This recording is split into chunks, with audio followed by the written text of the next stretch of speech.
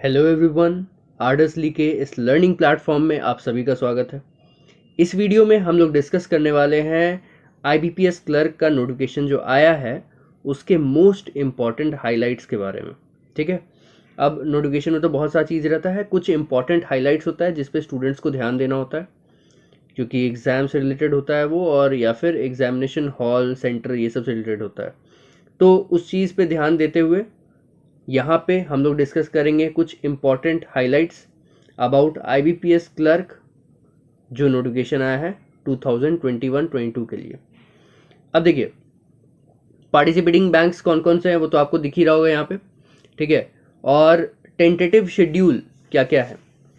7 तारीख से 27 तारीख तक आप लोग फ़ी पेमेंट कर सकते हैं, मॉडिफिकेशन एडिटिंग जो भी करना है एप्लीकेशन। ठीक है, आप 7 तारीख से 27 तारीख तक कर सकते हैं। ठीक है, तो इस बीच आप लोग फॉर्म भर लीजिए और इसके बाद फिर आगे का प्रोसीजर आईबीपीएस अपने तरफ से कंडक्ट करता है। प्री एग्ज़ाम ट्रेनिंग जो है नवंबर 2021 में शेड्यूल्ड है। स्टार्टिंग ऑफ फर्स्ट और सेकेंड वीक ऑफ नवंबर में आप एक्सपेक्ट कीजिए कि होगा वो, लेकिन अगर वो डिपेंड करता है कि कोविड का सिचुएशन कैसा है, क्योंकि अभी आप लोगों को पता है कि सारा ही प्री एग्ज़ाम ट्रेनिंग या तो ऑनलाइन हुआ है या फिर हुआ ही नहीं है। ठीक है, क्योंकि कोविड का सिचुएशन चल रहा है, और अगर सिचुएशन नॉर्मल नहीं रहता है, ठीक है, तो आपका प्री एग्ज़ाम ट्रेनिंग या तो ऑनलाइन हो जाएगा या फिर होगा नहीं। ठीक है, इसके बाद फिर अगर बात करते हैं प्रिलिमिनरी एग्ज़ाम्स का, तो नवंबर दिसंबर में आपका कॉल लेटर आउट हो जाएगा, मतलब एंड ऑफ नवंबर या स्टार्टिंग ऑफ दिसंबर में, और दिसंबर में प्रीलिम का एग्ज़ाम क्लर्क के लिए वो शेड्यूल्ड है। रिजल्ट जो है आपका एंड ऑफ दिसंबर या स्टार्टिंग ऑफ जनवरी को डिक्लेयर हो जाएगा, जनवरी 2022। और मेंस एग्ज़ाम का जो कॉल लेटर है वो भी आपका दिसंबर एंड या फिर जनवरी के स्टार्टिंग में आ जाएगा। और मेंस एग्ज़ाम जो है वो जनवरी फरवरी, मतलब कि जनवरी का एंड या फिर फरवरी का स्टार्टिंग में आपका शेड्यूल होगा 2022 में। ठीक है, और प्रोविजनल अलॉटमेंट आपका अप्रैल 2022 तक कंप्लीट हो जाता है। ये हर साल का ही शेड्यूल रहा है इस तरह का, लेकिन इस बार क्योंकि थोड़ा सा डिले हुआ है तो बहुत जल्दी जल्दी एग्जाम्स होगा। तो आप लोग को प्रिपेयर्ड रहना है, अच्छे से प्रिपेयर्ड पहले से रहना है, ताकि आपको मेंस हो या प्रीलिम्स हो कहीं पे आपको प्रॉब्लम ना आए, क्योंकि बैक टू बैक अभी एग्जाम्स लाइंड अप है। ठीक है, अब हम लोग बात करेंगे नेशनैलिटी या फिर सिटीजनशिप के बारे में। अब देखिए, एलिजिबिलिटी का बात हो रहा है यहाँ पे, तो नेशनैलिटी देख लीजिए आपका क्या क्या हो सकता है। एक इंडियन सिटीजन हो सकते हैं, या फिर subject of Nepal, subject of Bhutan, या फिर टिबेटन रेफ्यूजी। इनमें से कुछ भी अगर आप है तो आप एलिजिबल है इस फॉर्म को फिलअप करने के लिए। देखिए, ये तो होता ही है, इंडियन सिटीजन्स बेसिकली मोस्टली आप लोग इंडियन सिटीजन्स ही होंगे, तो आराम से फॉर्म भर सकते हैं। अब एज की बात करेंगे तो एज 20 से 28 साल तक जनरली है। ठीक है, मतलब 20 से कम नहीं होना चाहिए, 28 से ज़्यादा नहीं होना चाहिए, इन दोनों के बीच में आप अप्लाई कर सकते हैं।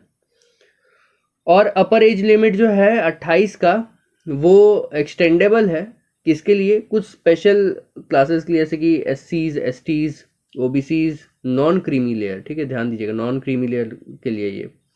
उसके बाद PWDs हो गया, उसके बाद ex serviceman, widows, divorced women, women legally separated from their husbands, persons affected by 1984 riots.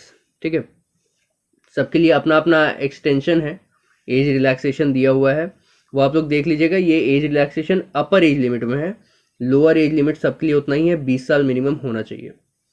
ठीक है, तो देखिए यहाँ पे इंस्ट्रक्शन है, 20 से 28 कैसे होगा। 2/7/1993 से पहले का जन्म नहीं होना चाहिए। ठीक है, और 1/7/2001 के बाद का जन्म नहीं होना चाहिए। इसके बीच में कहीं पर है या फिर इन दोनों डेट्स में है तो भी आप अप्लाई कर सकते हैं, बोथ इंक्लूसिव है डेट्स। ठीक है, आगे बढ़ते हैं। तो देखिए, ओबीसी सर्टिफिकेट के बारे में बात हो रहा था, तो यहाँ पे ओबीसी क्या, आप जो भी अगर आप जनरल को छोड़ के कोई भी और कैटेगरी से भरते हैं तो आपको सर्टिफिकेट वहाँ पे जो आपका कास्ट सर्टिफिकेट या कैटेगरी सर्टिफिकेट है वो आपको शो करना पड़ेगा ड्यूरिंग वेरिफिकेशन जब होता है। ठीक है, डॉक्यूमेंट वेरिफिकेशन, उसमें आपको शो करना पड़ेगा। और एक्स सर्विसमैन के बारे में जो रूल्स एंड रेगुलेशंस है, किसको एक्स सर्विसमैन बोला जाता है, ABCD, यहाँ पे 4 पॉइंट्स है, आप लोग इसको रीड कर लीजिए और देख लीजिए। अगर आप इस कैटेगरी में हैं तो आप एक्स सर्विसमैन के अंडर में फॉर्म फिलअप कर सकते हैं। अब ओबीसी के बारे में ये है कि ओबीसी अगर तो नॉन क्रीमी लेयर है, ठीक है, तब तो आप ओबीसी के कैटेगरी में डाल सकते हैं फॉर्म को। लेकिन अगर आप क्रीमी लेयर में आ रहे हैं तो आपको जनरल कैटेगरी से ही फॉर्म डालना पड़ेगा, आपको कोटा का बेनिफिट नहीं मिलेगा, ठीक है। इसके बाद आते हैं एजुकेशनल क्वालिफिकेशन में। दो ही मेन एजुकेशनल क्वालिफिकेशन है, इतना समझ लीजिए कि आप या तो ग्रेजुएट होने चाहिए, ठीक है, डिग्री आपके पास होना चाहिए ग्रेजुएशन का, ठीक है, किसी भी फील्ड में हो उससे मतलब नहीं है, लेकिन आपके पास ग्रेजुएट होने चाहिए, आप ग्रेजुएशन का डिग्री होना चाहिए, या फिर उसके इक्विवेलेंट, जैसे बीटेक वगैरह आपने किया हुआ है या कोई प्रोफेशनल डिग्री किया हुआ है, ग्रेजुएशन के इक्विवेलेंट उसका वैल्यू है, ठीक है, तब वो आप उसको आप वैलिड मान सकते हैं। अब ग्रेजुएशन इक्विवेलेंट क्या क्या होता है, जैसे मान लीजिए आप ICMAI बोल सकते हैं, और उसके बाद फिर CWA, CA, ठीक है, CFA, ये सब जितना होता है ये सब आपका इक्विवेलेंट टू ग्रेजुएशन माना जाता है, और ग्रेजुएशन तो है ही। तो इनमें से आपने कुछ भी किया हुआ है तो आप फॉर्म फिलअप कर सकते हैं, एटसेट्रा और भी होगा, आपके पास जो भी डिग्री होगा आप देख लीजिएगा ग्रेजुएशन का आपको वैलिडिटी मिला हुआ है कि नहीं। इसके अलावा आपके पास कंप्यूटर लिटरेसी का भी सर्टिफिकेट वगैरह कुछ होना चाहिए, ठीक है। अगर आपके पास कंप्यूटर लिटरेसी का सर्टिफिकेट नहीं है तो अभी आप ड्यूरिंग फॉर्म फिलिंग आप उसको कहीं से आप एग्ज़ाम दे करके क्लियर कर लीजिए, ठीक है, वो मिल जाता है, उतना बड़ा बात नहीं है। लेकिन हाँ, कंप्यूटर लिटरेसी, कंप्यूटर की जानकारी आपको होनी चाहिए, क्योंकि वो जो डॉक्यूमेंट है और वो जो जानकारी है वो आपका टेस्ट किया जाएगा ड्यूरिंग जो डॉक्यूमेंट वेरिफिकेशन होगा ना, वो देखा जाएगा, ठीक है, कि आपके पास वो सर्टिफिकेट है कि नहीं है। अगर आपने हाई स्कूल में ये सब्जेक्ट्स पढ़े हैं तो फिर तो ठीक है, तो आपको कोई एक्स्ट्रा सर्टिफिकेट का जरूरत नहीं है, आपने कंप्यूटर हाई स्कूल में अगर पढ़ा हुआ है तो। इसके अलावा आपको ऑफिशियल लैंग्वेज में प्रोफिशिएंसी होनी चाहिए, मतलब आपको लिखना, पढ़ना और बोलना तीनों ही आना चाहिए अपने स्टेट ऑफिशियल लैंग्वेज में, ठीक है। अब ये जो डॉक्यूमेंटेशन है, इसका जो भी आपका फॉर्म आप भरेंगे तो आप डॉक्यूमेंट्स अपने लगाएंगे, ग्रेजुएशन का डिग्री वगैरह जो भी आप वहाँ पे डाल रहे होंगे कि मेरा इतना % आया है, जो भी आया है वो सारा चीज़ वेरीफाई किया जाएगा during document verification after mains, ठीक है। तो उसको तैयार रखना है सब कुछ। इसके बाद प्री एग्ज़ाम ट्रेनिंग के बारे में तो बात हो गया कि प्री एग्ज़ाम ट्रेनिंग जो है कुछ सेंटर्स है यहाँ पे, वहाँ पे करवाए जाते हैं, ठीक है, कुछ जगह है, लेकिन वो अभी क्या हो रहा है कि आपका कोविड के कारण वो डाउटफुल है, ठीक है। अगर हुआ तो ये सारे सेंटर्स में होगा, और नहीं हुआ तो नहीं होगा, फिर आप डायरेक्टली एग्ज़ाम में बैठेंगे। अब ये मोस्ट इम्पॉर्टेंट पार्ट है, ठीक है, कि प्री का क्या पैटर्न है और मेन से क्या पैटर्न है। तो प्री का पैटर्न जैसा अभी हाल में चला आ रहा है हर एग्ज़ाम में वही है। English language 30 questions 30 marks 20 minutes, numerical ability 35 question 35 marks 20 minutes, reasoning ability 35 question 35 marks 20 minutes, ठीक है, टोटल 100 क्वेश्चंस 100 मार्क्स 60 मिनट्स, ठीक है। और ये प्री जो होता है वो क्वालिफाइंग होता है नेचर में, मतलब आपको एक मिनिमम कट ऑफ पार करना होता है और उसके बाद आप मेंस में जा सकते हैं, ठीक है।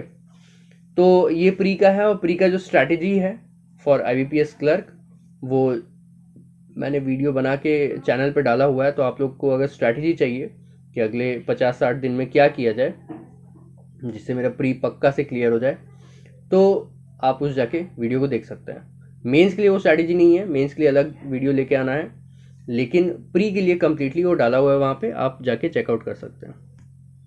इसके बाद मेंस का ये पैटर्न है, देख लीजिए। जनरल या financial awareness 50 question 50 marks 35 minute, sectional timing है यहाँ भी। जनरल इंग्लिश के लिए 40 question 40 marks 35 minute. Reasoning ability या कंप्यूटर एप्टीट्यूड, ठीक है, कंप्यूटर एप्टीट्यूड तो कुछ आता नहीं है ज़्यादा, रीजनिंग एबिलिटी मान के चलिए 50 क्वेश्चन 60 मार्क्स और 45 मिनट। क्वांट्स जो होगा वो 50 क्वेश्चन 50 मार्क्स और 45 मिनट होगा, ठीक है। टोटल 190 क्वेश्चन 200 मार्क्स 160 मिनट्स है।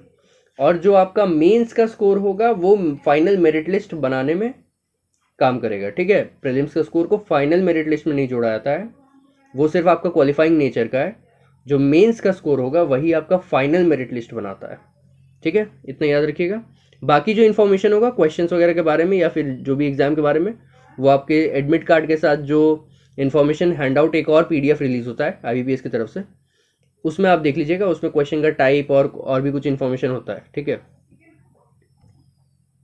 यहाँ पे आपको इस वाले पीडीएफ जो है उसमें आपको मिल जाएगा क्या क्या, देखिए कि कौन कौन से, अभी आप लोगों को पता है कि आईपीएस होल्ड पे था। होल्ड पे क्यों था? क्योंकि 13 अदर लैंग्वेजेस, रीजनल लैंग्वेजेस में भी एग्ज़ाम कंडक्ट करवाना था। तो यहाँ पे आप देख लीजिए अपने जो आपका जिस स्टेट या यूनियन टेरेटरी के लिए आप अप्लाई कर रहे हैं, उस स्टेट या यूनियन टेरेटरी में कौन कौन से लैंग्वेजेस में एग्ज़ाम्स अवेलेबल है, ठीक है। तो देखिए बहुत सारा अलग अलग स्टेट यूनियन टेरेटरीज है, अपने हिसाब से आप देख लीजिए कहाँ पे कौन कौन सा लैंग्वेजेस में एग्ज़ाम अवेलेबल होगा, ठीक है। जैसे देखिए दादरा एंड नागर हवेली और एंड दमन एंड दीव में इंग्लिश, हिंदी, गुजराती, मराठी, कोंकणी, ये 5 लैंग्वेजेस में एग्ज़ाम आपको वहाँ पे सेंटर पे मिलेगा, ठीक है।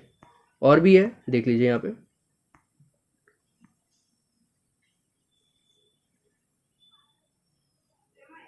ठीक है। आगे बढ़ते हैं।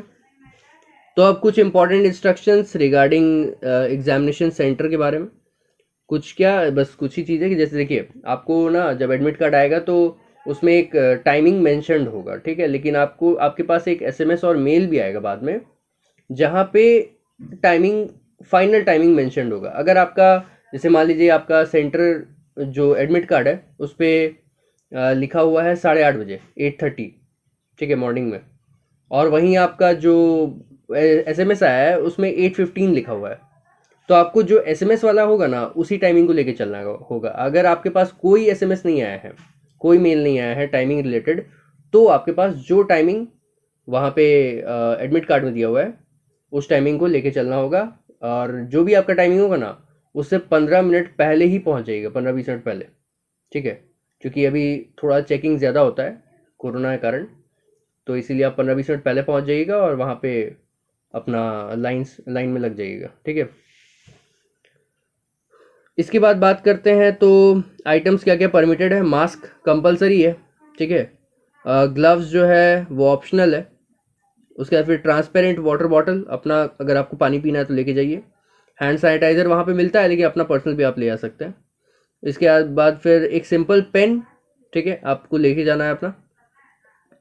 और जो कॉल लेटर के साथ एडमिट कार्ड, कॉल लेटर या फिर एडमिट कार्ड लेके जाना है, और आईडी कार्ड ओरिजिनल, और फोटो आईडी कार्ड जो है उसका ज़ेरॉक्स, दोनों लेके जाना है, ठीक है। मतलब ओरिजिनल भी लेके जाना है, उसका ज़ेरॉक्स भी लेके जाना है। अब आपका जब आप सेंटर पे चले जाइएगा तो आपको वहाँ पे आपका डॉक्यूमेंट्स जो है वो जमा नहीं होगा, बल्कि आपका वेरीफाई होकर के आपको वापस दे दिया जाएगा। वही सेम डॉक्यूमेंट्स अगर आप मेंस के लिए सिलेक्ट होते हैं तो आपको लेके जाना है फिर से मेंस के टाइम में, और आपका नया कॉल लेटर जो मेंस का होगा वो भी लेके जाना है, और प्रीलिम्स के साथ जो कॉल लेटर और आपका वेरीफाइड जेरोक्स होगा डॉक्यूमेंट का वो लेके जाना है, ठीक है। इसके बाद फिर स्क्राइब अगर आप यूज़ कर रहे हैं तो स्क्राइब का फॉर्म भी पूरा ड्यूली फिल्ड और साइंड होना चाहिए, फोटोग्राफ उसके साथ लगा हुआ होना चाहिए। इसके अलावा कोई भी सामान अंदर परमिशन में नहीं आ रहा है, ठीक है। अब यहाँ पे तो ऐसा कुछ नहीं है, यहाँ पे वही हम इंफॉर्मेशन दिए हैं कि आपका जो कॉल लेटर्स है ना वो आपका ड्यूरिंग एग्ज़ाम सबमिट नहीं होगा, बल्कि आपको वापस दे दिया जाएगा। और उसके साथ आपका वो अटैच रहेगा, क्या बोलते हैं उसको, आईडी कार्ड का ज़ेरॉक्स। वो आईडी कार्ड का ज़ेरॉक्स और कॉल लेटर आपको लेके वापस चले जाना है घर।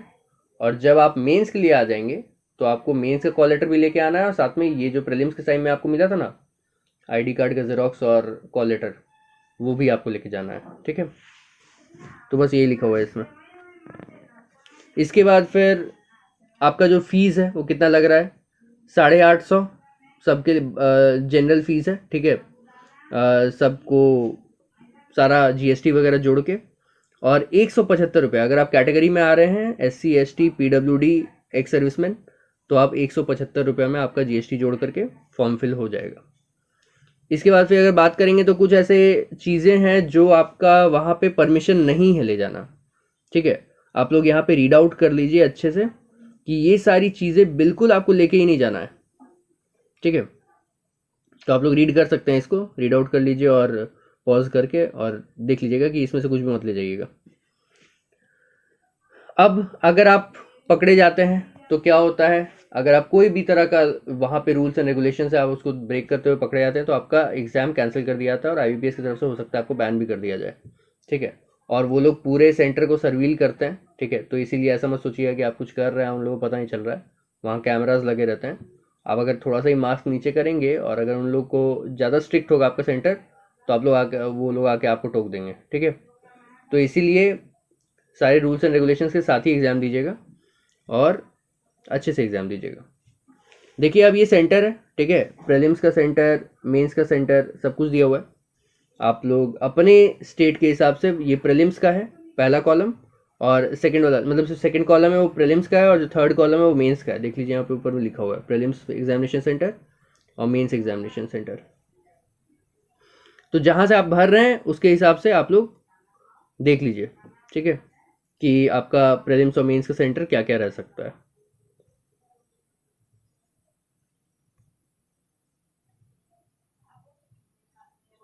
होपफुली आपने देख लिया होगा। अब एग्ज़ाम का जो फॉर्म आप फिल करेंगे आईबीपीएस का, उससे पहले आपके पास कुछ चीज़ें होनी चाहिए, जैसे फोटोग्राफ का एक स्कैन्ड कॉपी होना चाहिए। ठीक है, सिग्नेचर का स्कैन्ड होना चाहिए और आपका डिक्लेरेशन होना चाहिए लिखा हुआ आपके हैंडराइटिंग में और स्कैन्ड होना चाहिए। इसके अलावा आपका लेफ्ट थंब इम्प्रेशन भी होना चाहिए और उसको स्कैन भी करवाना है। तो ये इन्फॉर्मेशन है फोटोग्राफ इमेज के बारे में। देखिए यहाँ पे बहुत सारी इन्फॉर्मेशन है, लेकिन आपको बस इतना ध्यान रखना है कि आपका जो भी आप पासपोर्ट साइज फ़ोटो यूज़ कर रहे हैं उसमें बैकग्राउंड जो है लाइट कलर्ड होना चाहिए, सबसे पहला चीज़ आपको ध्यान रखना है। और 20, देखिए ये जो है ना 20 KB से 50 KB के बीच में ही उसका साइज़ होना चाहिए, उसके अलावा नहीं होना चाहिए कुछ। ठीक है, इसके बाद बात करते हैं left thumb impression, left signature, left thumb impression और हैंड राइटिंग डिक्लेरेशन के बारे में। तो उसमें देखिए सबके आपका इंफॉर्मेशन यहाँ पे दिया हुआ है। ये 160 टू 140 बाई 60 पिक्सल का होना चाहिए। क्या है ये आपका सिग्नेचर का बात हो रहा है। ठीक है, 10 से 20 KB के बीच में होना चाहिए। अगर आप बात करते हैं लेफ्ट थंब इम्प्रेशन का, तो वाइट पेपर पे होना चाहिए, ब्लैक या ब्लू इंक से ही होना चाहिए आपका थंब इम्प्रेशन। और इसका जो फाइल साइज होना चाहिए वो 20 टू 50 KB के बीच में होना चाहिए। इसके बाद अगर आप हैंड राइटिंग डिक्लेरेशन की बात करते हैं तो ब्लैक इंक से वाइट पेपर में अपने हैंड राइटिंग में, आपके हैंड राइटिंग में लिखा हुआ होना चाहिए, क्योंकि वो मैच किया जाता है बाद में, तो इसलिए ध्यान रखिएगा उस चीज़ का। और वो 50 से 100 KB के बीच में ही होना चाहिए। ठीक है, सिग्नेचर कैपिटल लेटर्स में नहीं होना चाहिए, आप जैसे साइन करते हैं नॉर्मल, ठीक है, आप वैसे ही साइन कीजिए, उसको कैपिटल लेटर में करने की कोशिश मत कीजिएगा। और इंक का और अपना जो ये लिमिटेशन है ना केबी का, मेमोरी लिमिटेशन है, इसको ध्यान में रखिएगा। अगर आपको खुद नहीं करने आ रहा तो आप किसी भी कैफ़े में जाइए, उसको बोलिए करने के लिए, वो कर देगा। ठीक है,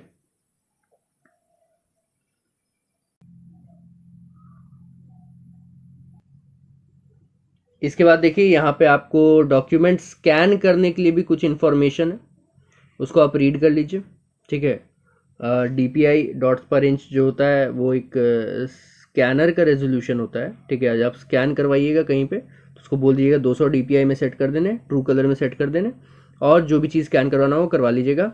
JPEG फॉर्मेट में करवाइएगा ज़रूर। ठीक है, किसी को भी आप PDF फॉर्मेट में मत करवाइएगा, सब JPEG या फिर JPG में होना चाहिए। ठीक है, ध्यान रखिएगा, ये सब आप उसको बता दीजिएगा, वो कर देगा। ठीक है, ये लेकिन इम्पॉर्टेंट है ये। तो चलिए, ये तो इतना ही इम्पॉर्टेंट पॉइंट्स था जो हम लोग को डिस्कस करना चाहिए। Most important point for any students था फ्रॉम द नोटिफिकेशन। इसके अलावा और कुछ भी आपके काम का नहीं है, बाकी सब छोड़ दीजिए। बाकी कैटेगरी वाइज आप लोग देख सकते हैं, लेकिन जनरल कैंडिडेट अगर आप हैं तो आपके किसी काम का नहीं है। तो हम लोग आज इस वीडियो को यहाँ पे रोकते हैं। अब हम लोग नेक्स्ट मिलेंगे अपने अगले वीडियो में किसी और टॉपिक के साथ। तब तक के लिए थैंक यू। पढ़ते रहिए, आगे बढ़ते रहिए।